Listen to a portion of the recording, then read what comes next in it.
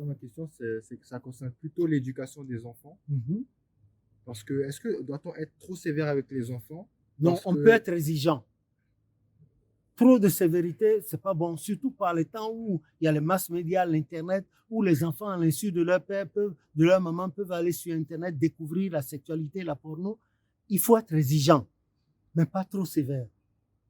Avant, la sévérité, c'était autant à l'époque coloniale, où même à l'école, nos maîtres blancs là, nous fessaient sans pitié. Aujourd'hui, ils sortent des lois et disent qu'il ne faut pas frapper les enfants. Et ils nous ont frappés. Moi, je me rappelle bien, je devais être au C1, mon maître là, un blanc, j'ai oublié son nom, je récitais ma leçon, j'ai sauté une ligne. Allez, on m'a enlevé ma culotte là, on m'a étendu sur le banc. Il a fait son truc là. Il m'a frappé les fesses. Dans la douleur, j'ai pété. Et quand j'ai pété, ça l'a énervé, il m'a frappé encore. Voilà. Maintenant, eux, ils sortent les choses, ils disent, il ne faut pas frapper, même ne pas donner la fessée, ne pas crier sur l'enfant, les enfants sont devenus rois. Regardez, c'est la délinquance qui fait. On n'est pas contre, ils ont raison. Il ne faut pas tout le temps matraquer, il ne faut pas être un papa sergent, un papa tonnerre à l'enfant. Quand l'enfant fait mal, tu lui dis, eux, ils disent la voix, ce n'est pas tous les enfants qui écoutent la voix. Et qu'est-ce que la Bible a dit? Proverbe 22, verset 6. Il a dit, éduque, enseigne à l'enfant la voie qu'il doit suivre. Comme ça, quand il sera grand, il ne la quittera pas. Et c'est ce même Proverbe 23, verset 13 qui dit, non, quand l'enfant fait quelque chose de mal, tu le punis. La punition, elle peut être une punition verbale, tu lui donnes des devoirs à faire, ou bien tu le prives de sortir, ou bien tu lui donnes une fessée. Ça ne veut pas dire que tu n'aimes pas ton enfant, que c'est la maltraitance. Non. Les gens confondent mal les idées de nos dirigeants, ils traduisent ça autrement, et on dit, nos dirigeants sont mauvais, nos dirigeants... Non, il faut comprendre l'esprit dans lequel nos dirigeants sortent les lois. Voilà, c'est la mauvaise interprétation de ces gens-là qui fait qu'on dit, nos dirigeants sont comme ça, ils sont ceci, cela. Tenez, à la gare de Lyon, on venait vers vous un jour, on allait à Torcy, et on attendait au bord de la route, au quai. Il y a une dame noire, de type noir, type africain, qui avait un petit garçon de 3 ans ou 4 ans. La dame était en grossesse. Et l'enfant voulait aller au bord du quai pour voir le... Et vous savez comment le RER entre en gare, ça entre en vitesse. L'enfant là, c'était affiché imminent. Il voulait. Et la maman a tellement parlé qu'elle n'avait plus la force. Elle a éclaté en sanglots. Et l'enfant allait au quai. Je me suis détaché de maman. Je suis allé dire, allez, retourne là-bas. Allez, va voir maman. Et il a pris peur. Et puis, je l'ai bousculé un peu. Comment? Sous nos yeux, on va perdre un enfant, un petit-fils, un arrière-petit-fils. La maman était fatiguée par la grossesse. Elle s'était mise à pleurer. Si Dieu ne m'avait pas mis là, en ce jour-là, par hasard, peut-être que vous voyez comment le train entre. Et sous nos yeux, c'est pas possible. Quelle serait la désolation de souvent? Mais moi, j'ai fait ça et j'ai regardé le visage.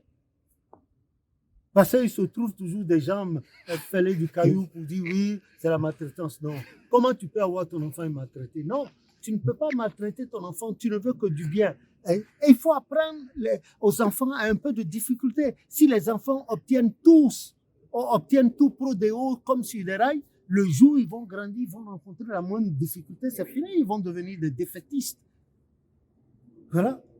Il ne faut pas être trop sévère avec l'enfant. Mais il faut être exigeant. Le Dieu qui nous a créés, c'est un Dieu exigeant. La preuve, avant de faire quoi que ce soit, il te dit si. Il y a toujours un préalable si.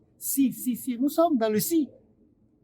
Tu parles, des fois tu es sévère avec l'enfant, des fois tu es doux. C'est une main de fer dans un gant de velours. Voilà. Hein? Tu tempères, tu as un peu de choses, tu tempères. C'est dans les deux. Good, bad. Hein? Soft, war, soft. C'est là-dedans. Et on parvient à quelque chose avec l'aide du Seigneur. Que le nom de l'Éternel soit béni. Nous, là, on est né à une époque coloniale où on nous tabassait sans pitié. On nous tabassait, on a dit le futur sera très difficile. Le futur sera... Et on nous battait surtout, mais nos maîtres d'école, là, c'était des Blancs. Ils nous frappaient sans pitié. On n'a pas frappé que vous, il y avait des Blancs aussi dans la classe. Non, c'est au CM2 que j'ai eu un Blanc avec moi. Un Blanc canadien. À lui, un jour, le maître là il a refusé, il est devenu rouge, il a pris son sac, il est sorti. Et le maître n'a rien dit. Mais moi, j'étais têtu, j'étais tout ça là. Mais je me rappelle bien des fois, le maître m'a frappé, surtout le jour, il m'a frappé, fessé, et puis j'ai sauté une seule ligne dans la leçon. Ah non, c'est un jour mémorable. On a descendu ma culotte là.